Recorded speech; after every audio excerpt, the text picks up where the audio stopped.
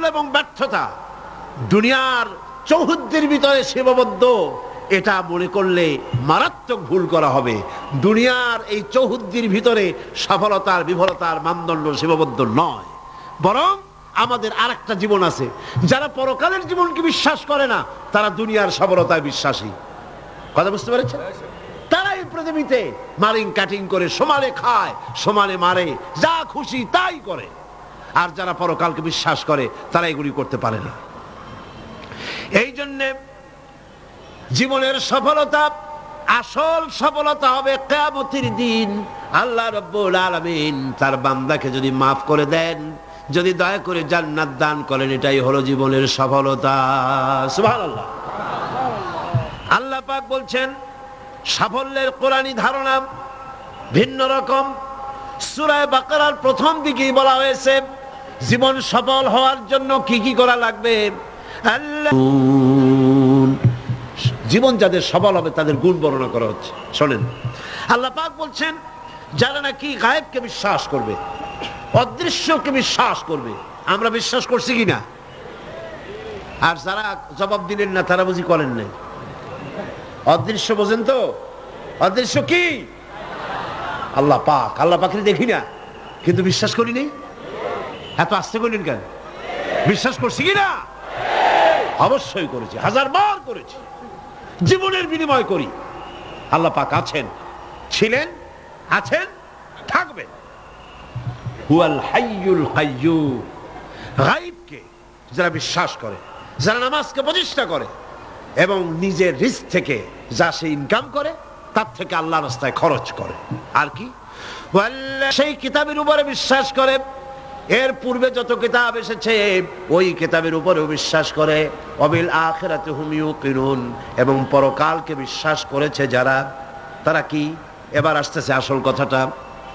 উলাইকা আলা হুদাম মির রাব্বিহিম ওয়া উলাইকা হুমুল মুফলিহুন।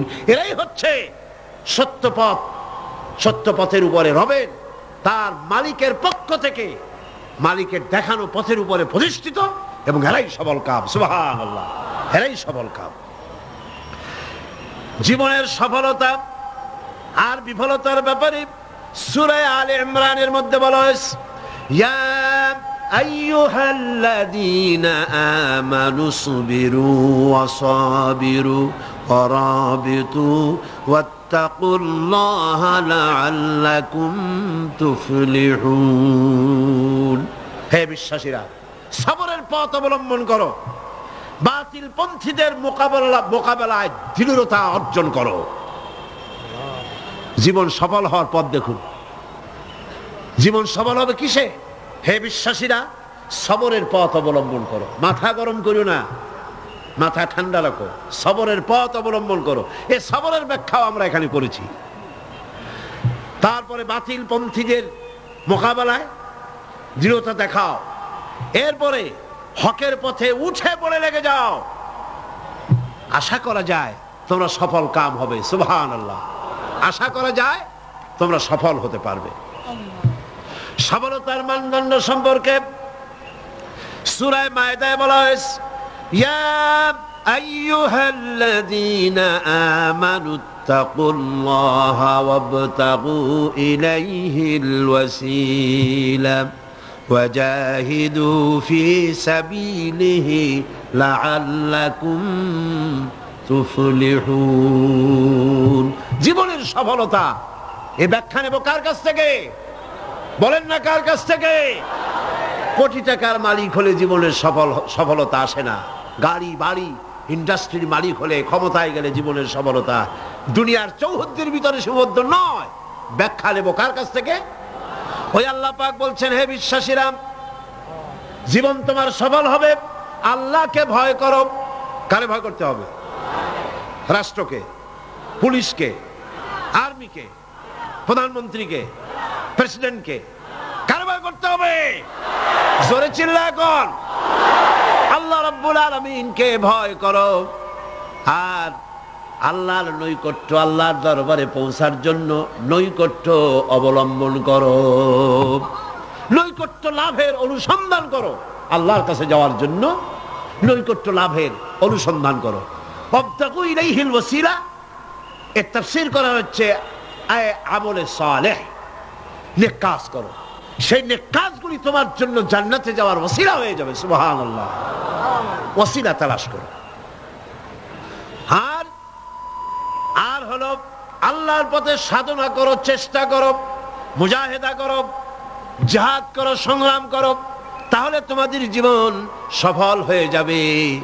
আবার সফলতার মানদণ্ড সম্পর্কে সূরা মায়েদার অন্য আয়াতে আল্লাহ পাক বলেন, ইয়া আইয়ুহাল্লাযীনা আমানু ইন্নামাল খামরু ওয়াল মাইসিরু ওয়াল আনসাবু ওয়াল আজলামু রিজসুম মিন আমালিশ শাইতানি ফাজতানিবুহু লাআল্লাকুম তুফলিহুন।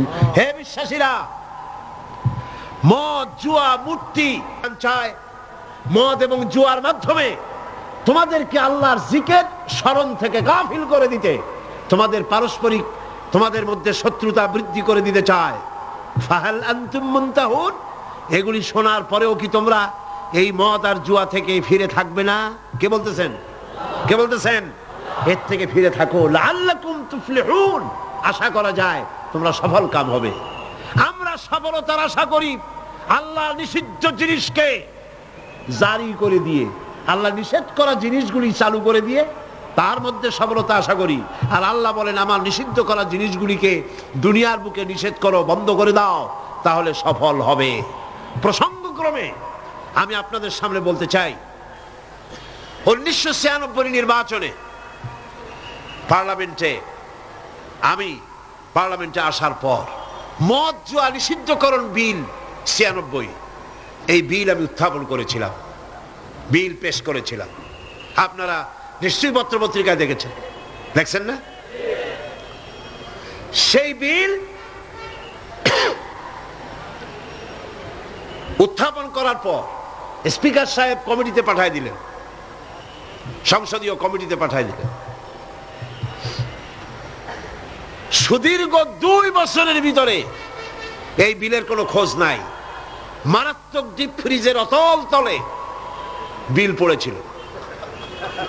সেখান থেকে 15/10/98 তারিখে 2 বছর পর প্রথম আমার বিলের ব্যাপারে একটি মিটিং ডাকা হলো সংসদের কমিটি কক্ষে। আমি এই ঘটনা শুনেছি এই কারণে, এই আয়াতের সঙ্গে রিলেটেড জীবনের সফলতা আর বিফলতার মানদণ্ড কোথায়। আমরা মনে করি আল্লাহ নিষিদ্ধ করা জিনিসগুলি চালু করলেই জীবনে সফলতা আসবে, আর আল্লাহ কয় আমার নিষিদ্ধ করা জিনিসগুলি রাষ্ট্রীয়ভাবে নিষিদ্ধ করলেই জীবন সফল হবে। মিটিং বসলো, সেই মিটিং অন্তত 50-60 জন লোক আসছেন। কারা এসেছেন? বিভিন্ন মন্ত্রণালয়ের সিনিয়র অফিসার, সচিব, উপসচিব পর্যায়ের লোকেরা এসছেন। এমপি আসছেন কয়েকজন, সরকারি দলের, বিরোধী দলের। আমাকে তো ডেকেছে।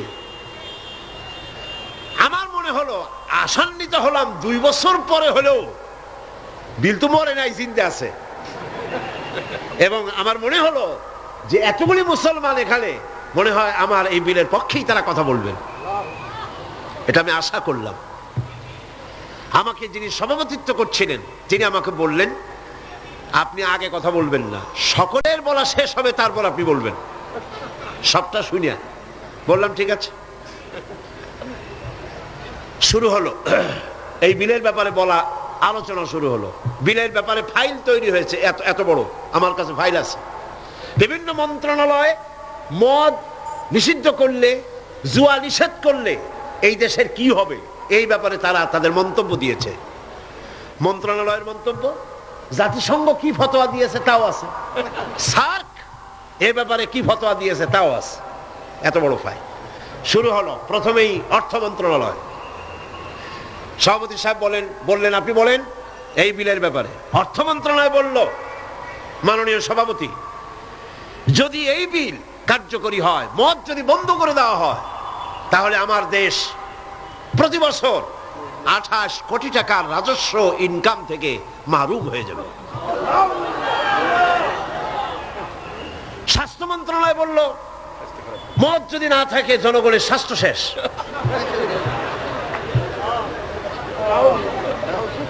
ব্যাখ্যা দিচ্ছি, তাদের বক্তব্যের ব্যাখ্যাও আছে। স্বরাষ্ট্র মন্ত্রণালয় বলল মদ যদি বন্ধ হয়ে যায় উচ্ছৃঙ্খলতা বাড়বে, সন্ত্রাস বাড়বে। কারণ সুইপার, ডম, ক্লিনার, এই সমস্ত মানুষগুলি এগুলি তারা খায়। যদি তাদের খাইতে দেওয়া না হয় তাহলে তারা উচ্ছৃঙ্খল হবে এবং তারা নানান রকমের সন্ত্রাসে লিপ্ত হবে। কাজে এই সন্ত্রাস বন্ধ করার জন্য এটা থাকা দরকার। ইন্না লিল্লাহি ওয়া ইন্না ইলাইহি রাজিউন। খুব হতাশ হলাম এবং মনে মনে ভাবতে থাকলাম যে আল্লাহ, আজকের এই মিটিং এর ছবি তো তোমার ক্যামেরা ধারণ করছে। কিয়ামতের দিন এই লোকগুলি কি জবাব দেবে তোমার দরবারে? আমি তো আমার বাপের বিল নিয়ে হাজির হই নাই, আমার বাপের বিল তো নিয়ে হাজির হই নাই। এরপরে পররাষ্ট্র মন্ত্রণালয়ের পক্ষ থেকে বলা হলো আমরা গরিব দেশ। যুক্তি দেখুন, আমরা গরিব দেশ, ডোনাররা আমাদেরকে সাহায্য দেয়, বিদেশি সাহায্যদাতারা, দাতা গোষ্ঠী, তারা আমার দেশে সাহায্য নিয়ে আসে। ওনাদেরকে যদি একটু মদুনা দিতে পারি তো দিলাম কি, একটু মেহমানদারি তো করা উচিত। এই মেহমানদারি না করতে পারলে আমরা তো সর্বনাশ হয়ে যাবে দেশ। সুতরাং এটা বন্ধ করার অর্থই হলো বিদেশি সাহায্য বন্ধ হয়ে যাওয়া। এইভাবে বিভিন্ন মন্ত্রণালয় বলতে লাগলেন আর আমি বসে বসে কুইনিয়ান গিলতে লাগলাম। সর্বশেষ ইসলামী ফাউন্ডেশন সভাপতি সাহেব বললেন, ইসলামী ফাউন্ডেশনের ডিজি সাহেব, তার নামের এক একটা মৌলানা লাগানো আছে। তিনি বললেন, মৌলানা সাহেব আপনি বলেন।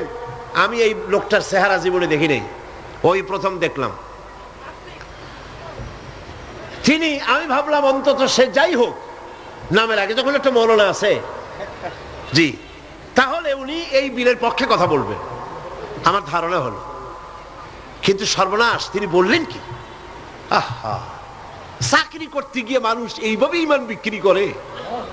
অবাক হলাম আমি। চাকরি করতে গিয়ে মানুষ তার ইমান বেচে। তিনি বললেন এই বিল, আমি তার কথাই কোট করছি, আমার সব মুখস্থ। তিনি বললেন এই বিল আমি আগে পাই নাই, মিটিং এসে বিলটা পেলাম। বিল পড়ে দেখলাম যিনি বিল উত্থাপন করেছেন তিনি একটি ধর্মীয় আবেগের উপরে ভিত্তি করে এই বিল পেশ করেছেন। এটি হচ্ছে ইসলামের নামে আরেকটি অনইসলামিক কাজ। তিনি বললেন এইটা, এর কারণ হলো যুক্তি। শোনেন যুক্তি, কত বড় আলেম তিনি, সোজা কথা। তিনি বলছেন যে আমার দেশে অমুসলিমরা আছে, আমার জন্য যেটা হারাম সেটা তাদের জন্য হালাল, আমাদের জন্য যেটা হালাল সেটা তাদের জন্য হারাম। আমার দেশে অমুসলিম বহুত আছে, সুতরাং আমরা যদি মদ নিষিদ্ধ করি অন্য জাতির উপরে তা জুলুম হবে। আর আল্লাহ বলেছেন লা ইকরাহা ফিদ্দীন, ইসলামে কোনো বাড়াবাড়ি নেই। তিনি আরো এক ধাপ আগিয়ে গেলেন। তিনি বললেন শুধু এই বিলের ব্যাপারেই নয়, বাংলাদেশের সংবিধানের মধ্যে আল্লাহর উপর ঈমান এবং অবিচল আস্থার কথা বলেও অমুসলিমদের উপরে, সংখ্যালঘুদের উপরে প্রেসার ক্রিয়েট করা হয়েছে, জুলুম করা হয়েছে। এই বক্তব্য শেষ হওয়ার পর আমাকে সময় দিল, কপাল খারাপ, মাগরিবের বাকি তখন 10 মিনিট, সামান্য সময় পেলাম। আমি বললাম সভাপতি সাহেব, এতক্ষণ পর্যন্ত আপনার আমন্ত্রিত মেহমানেরা যেসব আইনের বই দিয়ে কথা বলেছেন সেগুলো আইনের বই, আর আমি যে আইনের কিতাব দিয়ে আজকে আপনাদের সামনে দলিল নিয়ে এসেছি সে আইনের কিতাবখানি হচ্ছে আকাশের নিচে জমিনের উপরে সর্বশ্রেষ্ঠ আইনের কিতাব, যার নাম কোরআন শরীফ। আমি যে বিল পেশ করেছি এই বিল আমার বানানো নয়, এটি মানুষের তৈরি করা নয়।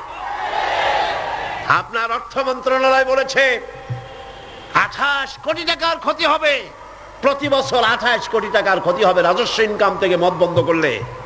কিন্তু আমি বলতে চাই আল্লাহ পাকের নিষিদ্ধ জিনিসকে আপনারা হালাল করবেন, 28 কোটি নয়, বন্যার পানির মতো হাজার হাজার 28 কোটি টাকা আল্লাহ বন্যার পানি দিয়ে ভাসায় দেবে। আপনারা ঠেকাইতে পারবেন না, ঠেকাতে পারবেন না। খেতে দেওয়ার মালিক কে? ইমাম খোমেনিকে আমেরিকান প্রেসিডেন্ট বলেছিলেন, আমার বন্দীদেরকে ছেড়ে দাও, কূটনীতিকদেরকে ছেড়ে দাও, যদি না ছাড়ো তাহলে তোমাদের খাদ্য এবং রসদ যা আমরা পাঠাই ইরানে তা পাঠানো বন্ধ করে দেব। ইমাম খোমেনি ভার্সিটি সিটে করছিলেন নাকি? খোমেনি সাহেব কি বললেন? ইতিহাস সাক্ষী। খোমেনি সাহেব বললেন, আমেরিকার প্রেসিডেন্ট সাহেব, তুমি খাবার দেবা না এই কথা কইয়া ভয় দেখাও কারে? আমি তো সেই জাতি যার বছরের ভিতরে 1 মাস উপাস থাকা ফরজ, বছরে 1টা মাস না খেয়ে থাকা ফরজ। তুমি আমারে ভয় দেখাও না খেয়ে থাকা, তোমার খাদ্যের পরোয়া আমি করি না। সুতরাং ভয় তো করতে হবে আল্লাহ পাক। খাদ্য দেওয়ার মালিক তিনি, খাবারের মালিক দেওয়ার মালিক কে? আল্লাহ রাব্বুল আলামিন বলেছেন, ওয়ালাউ আন্না আহলাল কুরা আমানু ওয়াত্তাকাউ লাফাতাহনা আলাইহিম বারাকাতিম মিনাস সামাই ওয়াল আরদ। দেশের লোকেরা, জনপদের লোকেরা যদি আমার উপর ঈমান আনে আর আমাকে ভয় করার নীতি যদি অবলম্বন করে চলে, তাহলে আকাশ আর জমিনের সব বরকতের দরজা আমি আল্লাহ তাদের জন্য খুলে দেব। রিজক দেওয়ার মালিক তো আল্লাহ।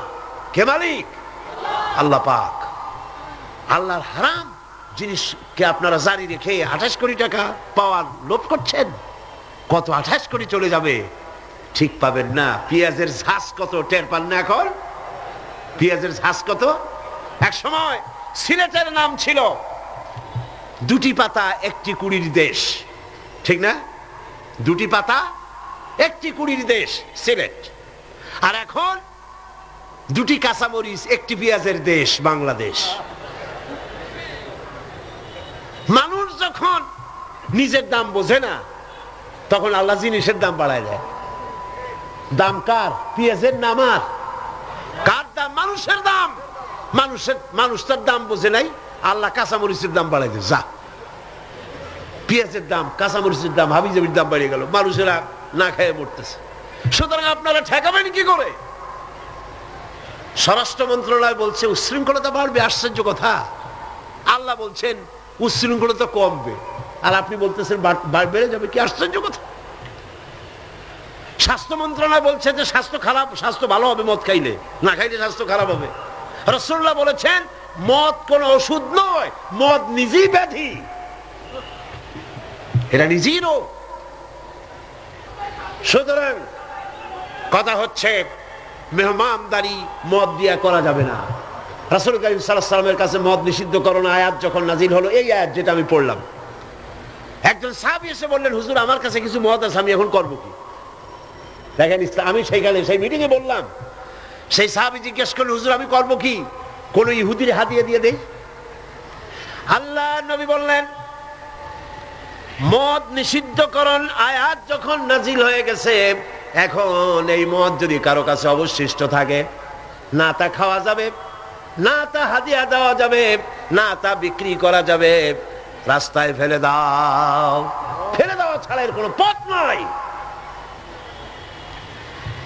আল্লাহ নিষিদ্ধ করা জিনিস হারাম, এই জিনিস দিয়ে মেহমানদারি করা জায়েজ নাই। এমনকি রাসূলুল্লাহ কথাও বলেছেন, আপনারা শুনে রাখুন, কোন অনুষ্ঠানে আপনি গেছেন, আপনি জানতেন না যে সেখানে মদ সার্ভ করা হবে, কিন্তু আপনি গিয়ে দেখলেন যে ওখানে মদ দেওয়া হচ্ছে। রাসূলুল্লাহ বলেছেন, আল্লাহ এবং পরকালের বিশ্বাস যদি কলিজার মধ্যে থাকে, ওই অনুষ্ঠান পরিত্যাগ করো, বেরিয়ে যাও। এই মদের অনুষ্ঠানে তুমি বসতেও পারো। সর্বশেষ বললাম, আজকে ফাউন্ডেশনের ডিজি তিনি বলছেন, আশ্চর্য কথা, আমার দেশে মুসলিম আছে তাই কোরআনের আইন আমি চালু করব না, এটা তাদের উপরে জুলুম হবে। রাসূলুল্লাহর উপরে যখন এই আইন নাজিল হয়, তখন মক্কা মদিনায় ইহুদি খ্রিস্টান ছিল না? তো তাদেরকে উপলক্ষ করে রাসূলুল্লাহ কি আইন বন্ধ করে রাখছিলেন? না, বরং বললেন সাহাবীরা তখন তো মাইক ছিল না, রেডিও নাই, মাইক নাই, ফ্যাক্স নাই, পত্রপত্রিকা নাই, টেলেক্স নাই, টেলিভিশন নাই। হুজুর বললেন যাও রাস্তায় রাস্তায় এই আয়াত চিল্লায় পড়ো। সাহাবায়ে কেরাম রাস্তায় নেমে গেলেন। এই আয়াত, ইন্নামাল খামরু ওয়াল মাইসিরু ওয়াল আনসাবু ওয়াল আজলামু রিজসুম মিন আমালিশ শাইতানি ফাজতানিবুহু, যাও পড়ো। সবাই চিল্লায় পড়তে লাগলেন। ইতিহাস সাক্ষী, তারা যখন তেলাওয়াত করতেছিলেন রাস্তায় রাস্তায়, যেই সব মুসলমান মদ পান করতেছিলেন, তখন যার হাতে মদের গ্লাস ছিল, কোরআনের আয়াত শুনে মদের গ্লাস নিক্ষেপ করলেন। যিনি গলায় নিয়েছিলেন, মুখে নিয়েছিলেন, কুড়ি করে ফেলে দিলেন। যিনি গিলেছিলেন, গলার মধ্যে আঙ্গুল দিয়ে বমি করে ফেলে দিলেন। যার ড্রামের ভিতরে, হাড়ির ভিতরে মদ ছিল, লাথি মেরে পাতিল ভেঙে দিল, আর মদ রাস্তাগুলি প্রবাহিত হয়ে গেল।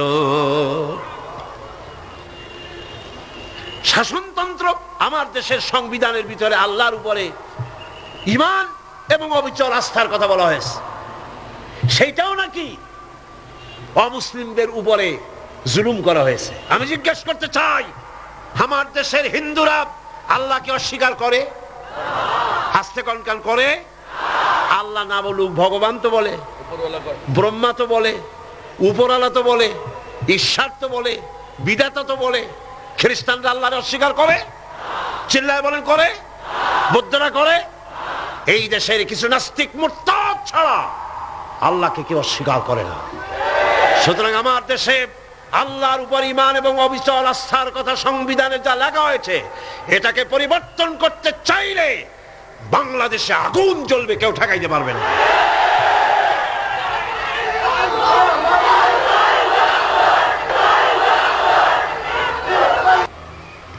দুই বছর পর একবারের জন্য এটা উঠলো, আমি সব কথা বলতে পারলাম না, মাগরিবের আজান হয়ে গেল। আমাকে বলা হলো এই বিল আবার আরেকদিন আমরা মিটিং করব। সেদিন পার্লামেন্ট চলাকালীন সময় এই বিলের উপর রিপোর্ট দেওয়া হলো।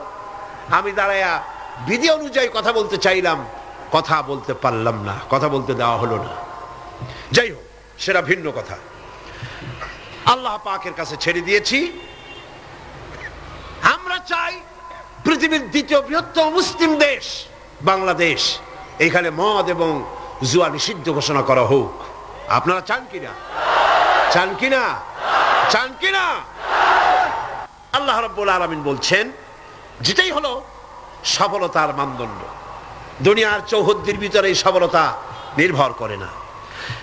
সূরা হজে বলা হয়েছে, ইয়া আইয়ুহাল্লাযীনা আমানু রুকউ ওয়াসজুদু ওয়া'বুদু রাব্বাকুম ওয়াফআলুল খায়রা লাআল্লাকুম তুফলিহুন। হে বিশ্বাসীরা, রুকু করো, তোমরা রুকু এবং সিজদা করো, আর নিজের রবের বন্দেগী করো, নেক কাজ করো। এই কাজগুলি করলে তোমরা সফল কাম হতে পারবে। সফলতার মানদণ্ড এখানেই আল্লাহর হুকুম, আল্লাহর আনুগত্যের সামনে নিজের মাথা নত করে দেওয়ার মধ্যেই, এটার মধ্যেই রয়েছে সফলতা। আল্লাহ পাক সেই কামিয়াবি দুনিয়া এবং আখিরাতে আমাদেরকে দান করুন। আমরা বলি আমিন, আমরা বলি আমিন। এর ফলে আল্লাহ পাক আরেকটি গুরুত্বপূর্ণ কথা সামনে বলছেন। আল্লাহর কথা সবই গুরুত্বপূর্ণ। আল্লাহর কথা কি? সবই গুরুত্বপূর্ণ।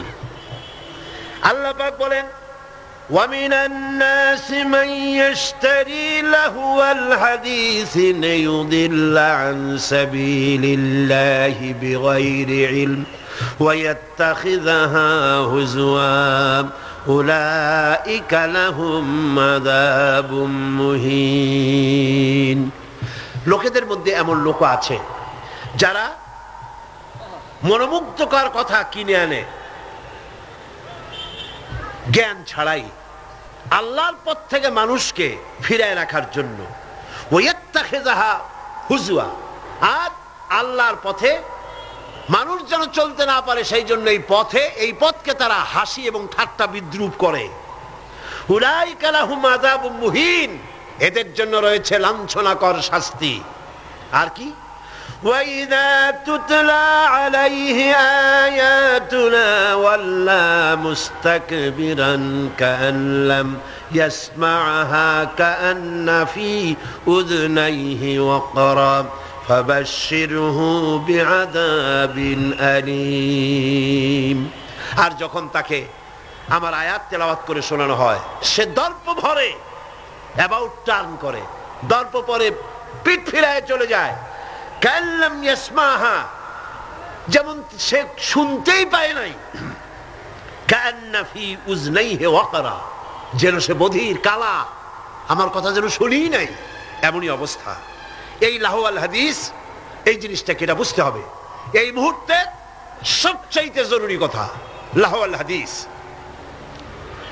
এগুলো হচ্ছে একদিকে আল্লাহর পক্ষ থেকে পথ নির্দেশনা আসছে, অনুগ্রহ আসছে, সেটার নাম হচ্ছে, সেটা দিয়ে লোকেরা লাভবান হচ্ছে, তার নাম কিতাব কোরআন শরীফ। তার নাম কি? কোরআন শরীফ। অন্যদিকে ওই সব সৌভাগ্যবান ব্যক্তির পাশাপাশি এমন দুর্ভাগা লোকেরাও রয়েছে যারা আল্লাহর আয়াতের মোকাবেলায় ভিন্ন পদ্ধতি গ্রহণ করেছে। সেটা কি? তারা বিভিন্ন মনোমুগ্ধকর কথা বিভিন্ন জায়গা থেকে আমদানি করেছে। হাদিস শরীফে এসেছে, নজর ইবনে হারেস, কুরাইশদের এক ব্যক্তি, সে বলল, তোমরা মুহাম্মদ সাল্লাল্লাহু আলাইহি ওয়াসাল্লামের কারণ রাসূলুল্লাহর চেহারা দেখে, রাসূলুল্লাহর ব্যবহারে ইসলামের দিকে আকৃষ্ট হচ্ছে, আর কোরআন শুনে মানুষ পাগল হয়ে যাচ্ছে। সুবহানাল্লাহ। নবীজি যখন তেলাওয়াত করতেছেন, কাফের বেঈমানেরা চতুর্দিক থেকে দাঁড়ায় যাচ্ছে। রাসূলুল্লাহর তেলাওয়াত শুনে শুনে নিজেদের অজান্তে চোখের থেকে পানি পড়তেছে, আর মুখ দিয়া বেসাখতা বেরিয়ে যাচ্ছে। লা ইলাহা ইল্লাল্লাহু মুহাম্মাদুর রাসূলুল্লাহ। জোরে পড়ে লা ইলাহা লা ইলাহা লা ইলাহা ইল্লাল্লাহু মুহাম্মাদুর রাসূলুল্লাহ। নজর বিন হারিস বলল, মুহাম্মদ সাল্লাল্লাহু আলাইহি ওয়াসাল্লামের বিরুদ্ধে কথা বলে ইসলাম থেকে সরাইতে পারবা না। আমি বুদ্ধি এঁটেছি, আমি এক কায়দা করব, দেখবা লোকেরা এখানে আর আসবে না। সেটার জন্য সে চলে গেল বাগদাদ। মক্কা থেকে বাগদাদ ইরাক চলে গেল। ইরাক থেকে পুরানা রাজা বাদশাদের কিসসা কাহিনী কিনে আনলো। সেই কিসসা কাহিনী কিনে এনে সেইগুলি কিসসার এক বিরাট আসর বসাইলো। আর সেই আসরকে আরো আকর্ষণীয় করার জন্য নর্তকী, সুন্দরী, গায়িকা, নায়িকা এদেরকে আনা হলো। এই দিয়ে মানুষকে কোরআন থেকে ফিরায় রাখার জন্য চেষ্টা করলো, আর ইসলামের রাস্তাকে, কোরআনকে ঠাট্টা বিদ্রুপ তারা করতে লাগলো। বন্ধুগণ, আল্লাহ রাসূল আখিরাত এবং নৈতিক চরিত্রে শোনার ইচ্ছাই যেন লোকেরা হারিয়ে ফেলে, সেই জন্য এই চেষ্টা তারা করলো। যেমন আজকাল ইসলাম থেকে দূরে সরাবার জন্য চেষ্টাটা চলছে। এই চেষ্টা চলতেছিল রাসূল করিম সাল্লাল্লাহু আলাইহি ওয়াসাল্লামের সময়। কোরআন যাতে শুনতে না পারে সেজন্য নায়িকা এনেছে, গায়িকা এনেছে, সেজন্য তারা গল্পের আসর বসিয়েছে, সাংস্কৃতিক আন্দোলন করেছে। এগুলি করে কোরআন থেকে ফিরাবার হাজারো প্রচেষ্টা করেছে। আর আজও একই পদ্ধতিতে গোটা জাতিকে চরিত্রহীন বানাবার লাহওয়াল হাদিস দিয়ে প্রচেষ্টা চলছে। ঠিক কিনা? ঠিক কিনা? আজ দেখেন দেশের সরকারের পৃষ্ঠপোষকতায় নর্তকী, গায়িকা, নায়িকা বন্যার পানির মতো ভারত থেকে আসতেছে। ঠিক কিনা? এরপরে আল্লাহর কোরআনের পথে বাধা দেওয়ার জন্য নাচ, গান, নাটক, সিনেমা ইত্যাদির আমদানি করা হচ্ছে। এগুলি করে ইসলামের পথে বাধার সৃষ্টি করা হচ্ছে। দর্শন বাড়তেছে, চরিত্রহীনতা ক্রমান্বয়ে বাড়তেছে। এগুলি সব হচ্ছে লাহওয়াল হাদিস। এগুলি কি বলুন? লাহওয়াল হাদিস। এই লাহওয়াল হাদিস থেকে আল্লাহ পাক বাঁচার জন্য বলেছেন, যারা কেনে এই লাহওয়াল হাদিস, যারা কেনে অর্থাৎ নিরর্থক, মনোমুগ্ধকর, আকর্ষণীয়, আল্লাহর পথ থেকে ফিরাবার যত ব্যবস্থা আছে সবগুলি হচ্ছে লাহওয়াল হাদিস। এগুলি তারা কেন করে? এগুলি করে লিয়ুদিল্লা আন সাবিলিল্লাহ, আল্লাহর রাস্তা থেকে মানুষগুলোকে ফিরাবার জন্য, আর কোনো কারণ নেই। মুন্সিগঞ্জে আমার এক মাহফিল ছিল, নারায়ণগঞ্জের এপার। সেই জায়গায় প্রোগ্রামটা আমার শুক্রবার দিন প্রোগ্রাম হবে সকাল 8টায়, একটা দোয়ার মাহফিল। সেই মাহফিলে গিয়ে রাতের বেলায় মঞ্চ গেট পোড়াই দিয়েছে, মাহফিল যাতে না হতে পারে সেজন্য সরকারি ছত্রছায়ায় এই কাজটি সেখানে করা হয়েছে। আমি শুনে বললাম, যারা এই কাজটা করলো তারা তো মাহফিলের প্যান্ডেলে আগুন দেয় নাই, নিজেদের তকদিরে আগুন লাগাইছে, নিজেদের তকদিরে আগুন লাগাইছে। জীবনে তো গানের প্যান্ডেলে আগুন দাও নাই, থিয়েটারের গেটে আগুন দাও নাই, জীবনে কোনোদিন যাত্রার প্যান্ডেলে আগুন দাও নাই। সেই প্যান্ডেলটা আগুন দিলা যেখানে বসে কোরআনের কথা বলা হয়, যেখানে হাদিসের কথা বলা হয়। আগুন কপালে দিয়েছো, তকদিরে পোড়াইছো। যে হাত দিয়ে কোরআনের মাহফিলের মঞ্চর প্যান্ডেল পোড়ানো হয়েছে, এই হাত তো সাথে থাকার কথা নয়। এরপরে আল্লাহ পাক বলছেন, এদের অবস্থাটা কি? এরা ওয়াত্তাখিদাহা হুজওয়া, আল্লাহর পথে আহ্বানকারীদেরকে তারা ঠাট্টা বিদ্রুপ করে। লিউদিল্লা আন সাবিলিল্লাহ, একদিকে তো আল্লাহর রাস্তায় বাধা সৃষ্টি করে যাতে করে আল্লাহর পথে আসতে না পারে, তার জন্য হাজারো প্রচেষ্টা করে। 2 নম্বরে ঠাট্টা বিদ্রুপ করে ইসলামওয়ালা, টুপিওয়ালা, নামাজওয়ালা, দাড়িওয়ালা, নানান কথা বলিয়া ইসলাম যারা করে তাদেরকে ঠাট্টা এবং বিদ্রুপ করে। আল্লাহ বলেন, এই যে লাঞ্ছনা করতেছ নবীকে, কোরআনকে, ইসলামকে, ইসলামের দায়ীদেরকে, আর আমি তোমাদের জন্য তোমরা যে ইসলামকে লাঞ্ছনা করছো, মুসলমানদেরকে লাঞ্ছিত করছো, এই জন্য আমি আল্লাহ তোমাদের জন্য রেখেছি উলাইকা লাহুম আযাবুম মুহিন। ইসলামকে যারা লাঞ্ছিত করছো, মুসলমানদেরকে যারা লাঞ্ছনা দিচ্ছ, তোমাদের জন্যই লাঞ্ছনাদায়ক শাস্তি আমি আল্লাহ রেখে দিয়েছি কিয়ামতের দিন।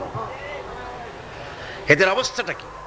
আল্লাহ বলেন, এদের অবস্থা হচ্ছে وَإِذَا تُتْلَى عَلَيْهِ آيَاتُنَا وَلَّى مُسْتَكْبِرًا كَأَنْ لَّمْ يَسْمَعْهَا كَأَنَّ فِي أُذُنَيْهِ وَقْرًا।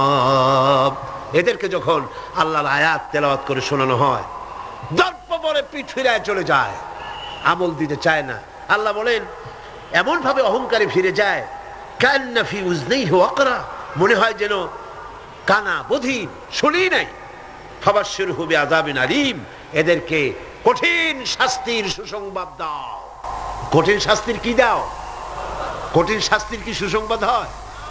কি হয়? দুঃসংবাদ। আল্লাহ বলছেন কি? সুসংবাদ। এটা একটা দৃষ্টান্ত দিলে আপনারা বুঝবেন। আমি মাঝে মধ্যে এটা দৃষ্টান্ত দিয়ে এভাবে বুঝাই।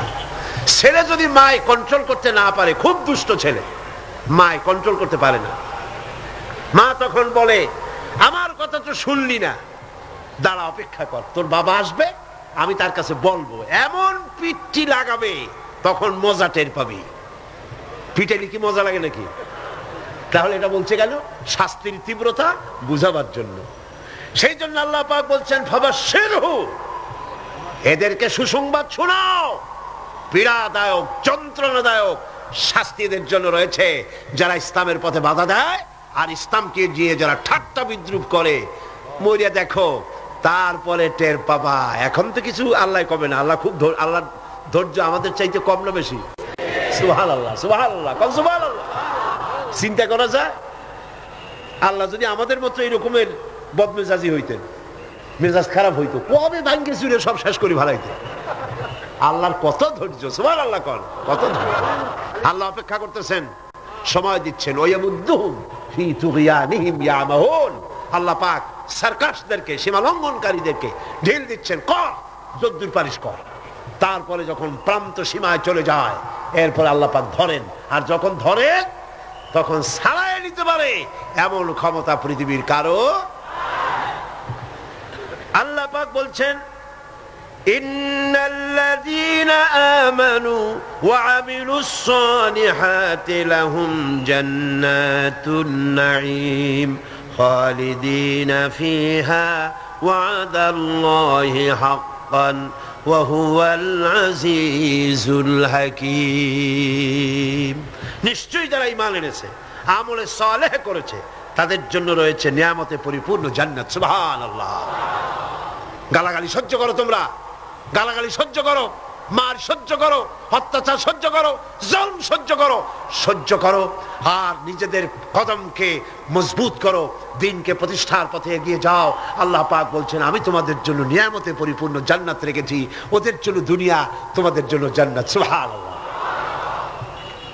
হুনাইনের যুদ্ধ থেকে, হুনাইনের জিহাদ থেকে রাসূলুল্লাহ যখন ফিরতেছিলেন, ফেরার পথে গনিমতের মালগুলি ভাগ করতেছিলেন, গনিমতের মাল ভাগ করছিলেন, তখন মক্কা শরীফ থেকে যে সমস্ত মুসলমানরা এসেছিলেন তাদেরকে রাসূলুল্লাহ বেশি দিলেন, ছাগল বেশি দিলেন, গনিমতের মাল ছাগল বেশি দিলেন, উট বেশি দিলেন, আর আনসারদেরকে কম দিলেন। হযরত সাদ রাদিয়াল্লাহু তাআলা আনহু, যিনি আনসারদের নেতা ছিলেন, তিনি রাসূলুল্লাহকে বললেন, হুজুর, বন্টন যা করলেন এতে কিন্তু আনসারেরা একটু নারাজ হয়ে গিয়েছে, তারাই বেশি স্যাক্রিফাইস করলো, অথচ গনিমতের মাল তারা কম পেয়ে গেল। হুজুর বললেন, তোমার মত কি? কয়, আমিও ওই রকমই, অর্থাৎ ওইটাই সমর্থন করি, আমাদেরকে একটু বেশি দেওয়া উচিত ছিল। রাসূলুল্লাহ কি বললেন? সুবহানাল্লাহ। রাসূলুল্লাহ বললেন, একটু পরেই তুমি দৃশ্যটা দেখবা, ও সাদ, ও আনসারেরা, একটু পরেই দৃশ্যটা দেখবা। মক্কায় যারা ফিরে যাবে তারা নিয়ে যাবে উট, ভেড়া, ছাগল, আর মদিনায় যারা ফিরে যাবে তারা নিয়ে যাবে আল্লাহ রাসূলকে সাথে নিয়ে যাবে, আল্লাহ রাসূলকে সাথে নিয়ে যাবে। কোনটা বেশি? সুবহানাল্লাহ। দুনিয়ায় ঠাট্টা করে, বিদ্রুপ যারা করে, গালাগালি করে, সহ্য করো এবং তাহাম্মুলের সাথে পরিস্থিতির মোকাবেলা করো। আল্লাহ পাক বলছেন, অপেক্ষা করো, ওদের জন্য দুনিয়ায় সব শেষ, যত সেলুট এইখানে শেষ, এরপরে সেলুট শুরু হবে কবরের মধ্যে নিয়ে, আসল সেলুট, ঠিক পাইছেন? আসল সেলুট শুরু হয়ে যাবে কবরের মধ্যে গিয়া। আগ পর্যন্ত যদ্দূর পারো করো। আর মুসলমানদের দুঃখ দুর্দশা ঈমানদারদের জন্য মওতের আগ পর্যন্ত শেষ। এরপরে আল্লাহ পাক বলেছেন, চিরস্থায়ী জান্নাত দেব, খালিদিনা ফিহা আবাদা, চিরকাল জান্নাতের মধ্যে থাকবা। সুবহানাল্লাহ। তবে এখানে আপনি সবর করে থাকবেন, আমার কথার ভুল অর্থ করবেন না যে আমরা শুধু মার খেতে থাকবো আর সবর করব, আর মাপবাড়ি, রাজনীতি, সমাজনীতি, ক্ষমতা, সব দেশের ফাসেক, ফুজ্জার, সারাবি, জানি, কাবাবি, ওরা থাকবে মাথার উপরে, আর আমরা খালি সবর করে যাব না। কথা কিন্তু সেটা না। কথা হচ্ছে ধৈর্যের সাথে পথ অতিক্রম করেন, মঞ্জিলের পানে এগিয়ে যান। মঞ্জিল কি? কোরআনের আইন চালু হওয়া। মঞ্জিল কি? আল্লামা ইকবাল বলেছেন, মঞ্জিলের দিকে এগিয়ে যাও, মঞ্জিলের পথে গন্তব্যে এগিয়ে চলো, সেই পর্যন্ত চলতে থাকো যতক্ষণ পর্যন্ত তোমার নাকের থেকে শ্বাস আসা যাওয়া করে। যতক্ষণ পারো মঞ্জিলে পৌঁছাবার জন্য দৌড়াও, যখন দৌড়াতে পারবে না, পায়ে যখন শক্তি নাই, তখন হামাগুড়ি দাও, হামাগুড়ি দিয়াও যখন এগোতে পারো না, গড়াতে থাকো, যখন তাও পারো না, তখন মঞ্জিলের পানে তাকায় থাকো, যতক্ষণ চোখের পাতা তোমার স্তব্ধ হয়ে না যায়। চোখের পাতা নীরব নিস্তব্ধ না হওয়া পর্যন্ত মঞ্জিলের পানে তাকায় থাকো। আমরাও ধৈর্য ধারণ করে পরিস্থিতির মোকাবেলা করব। ওরা অস্ত্র নিয়ে আসবে, আমরাও অস্ত্র ধারণ করব। সেই অস্ত্র বন্দুক নয়, কামান নয়, রিভলভার নয়, স্ট্যান্ডগান নয়, এসএলআর নয়, দুনিয়ার মানুষের বানানো অস্ত্র নয়।